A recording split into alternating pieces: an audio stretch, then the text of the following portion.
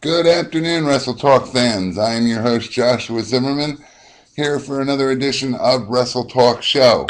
First and foremost, before we get into any thank yous or anything like that, I want to address what you probably see right now. No, I'm not trying to disguise myself or anything like that. It's a bad lighting issue up in my apartment here. I've tried to open up the blinds and even have all of the lights on, or the living room light rather, and the lighting has not changed. Secondly, in regards to the responses that I got on the last video posted, there were some camera issues, and the primary focus of this show is to lay down my opinions, express myself on wrestling, and whether you can see me or not is irrelevant. Uh, the fact is, my voice is heard. You guys comment on it. You guys email me about it. And that's all that counts. So if there's a couple episodes where the lighting isn't right or the camera is moving around a little bit, that's kind of trivial as long as you can hear me. And in every video, you can. So no harm, no foul. Moving right along, I hope everyone's New Year's is going well. Everything's going good. Right off at the top of the show, let's thank our audience. You guys have gotten increasingly better. Every time I say it, it just gets better and better. Video views are up by 20 views. We're averaging where we used to average 30 to 40 views per video. And it builds up as the video sits there. But in the first 48 hours of a video release, we're getting between 60 and 70 views. So we greatly appreciate that. I greatly appreciate that. Again, it lets me know that my hard work is not in vain. First and foremost, let's get into your ratings. The first Monday Night Raw of 2011 scored a 3.06, down from the 12/27 version that scored a 3.08, but still not bad. December 30th edition of TNA Impact scored a 1.1 viewership rating, and these guys are really in the toilet. Their overall for the year, I believe, was a 1.12 average for the year. That's down from the 1.17 they were between 1.14 and 1.17 last year. So these guys are just spending money to spend money, and nothing's getting better. In fact, the money spent in 2010 was supposed to heighten TNA, and instead they scored a lower average rating than they did the year prior when they didn't spend extra money. So what does that say?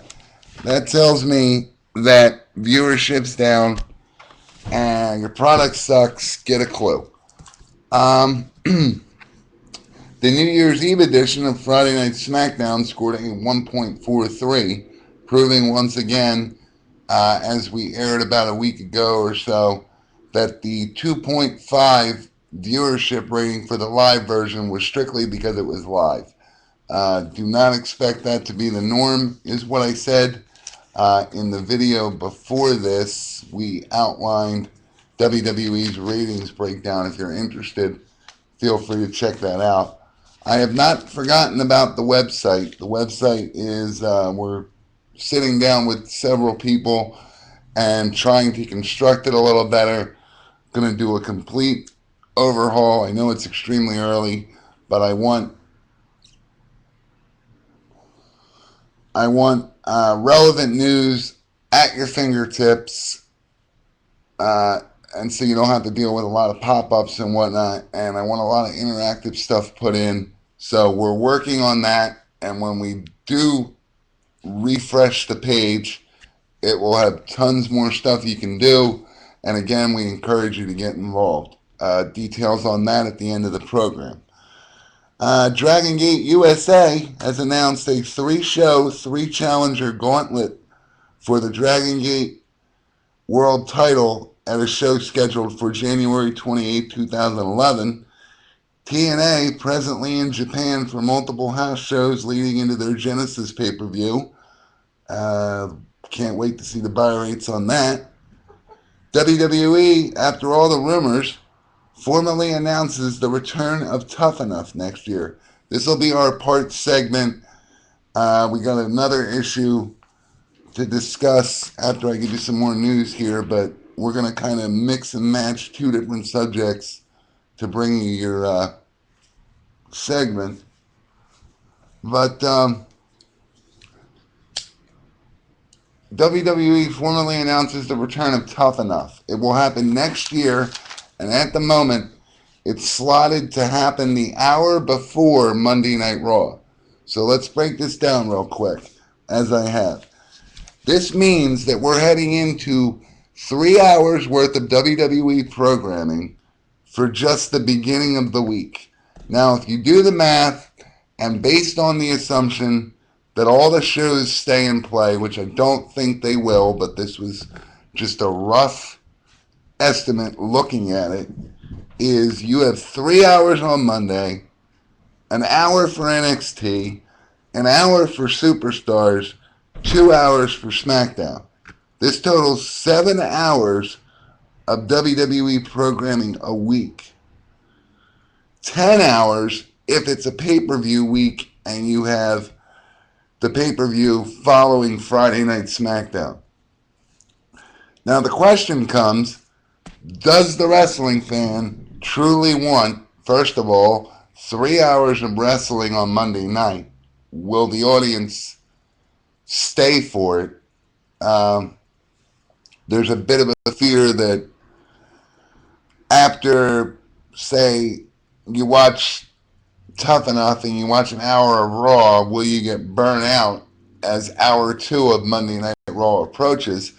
I think that all boils back down to what I was saying before, that it all depends on their programming. But we'll get into that in just a minute. Let me get through the rest of the news. SmackDown repeat for January 7th, like we haven't seen this enough, will be a match featuring, guess who? Rey Mysterio and Alberto Del Rio. Have we not seen enough of this? They've done it. Get over it. Move on, WWE. Christian, out on an injury, is due to make an appearance at Florida Championship Wrestling, WWE's developmental programming, this month.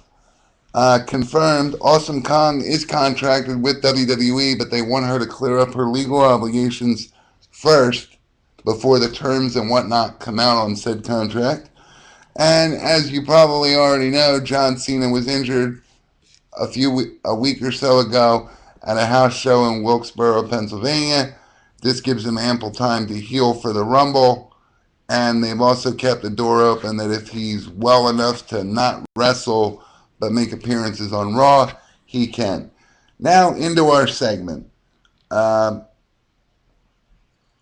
really have a title for it, but let me just give you the last bit of news that'll lead into this.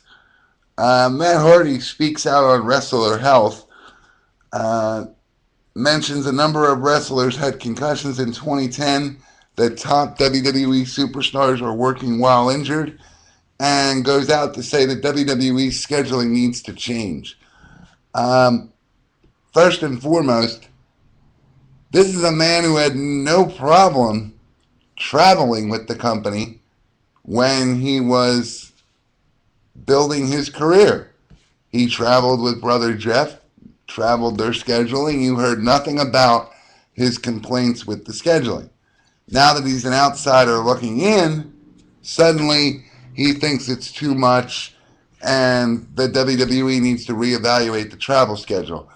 A number of sources have said that yes, this needs to happen.